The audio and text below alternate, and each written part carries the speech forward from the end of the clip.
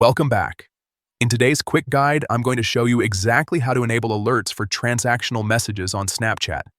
If you've ever missed important updates like login alerts or account-related notifications, this setting is definitely something you'll want to turn on. Let's walk through it step by step so you can get everything set up in under a minute. First, open your Snapchat app. Once you're on the main camera screen, look up to the top left corner and tap on your Bitmoji or profile icon. This will take you to your profile page where all your account settings live. Next, in the top right corner of your profile screen, you'll see a small gear icon. Go ahead and tap on that to open your settings menu. Now that you're inside the settings, scroll down until you find the section labeled Notifications.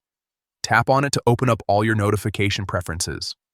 Inside the Notifications menu, keep scrolling down until you see the option for transactional messages. This is the setting that controls alerts for important account-related updates like security notifications or system messages from Snapchat. Once you find it, simply toggle it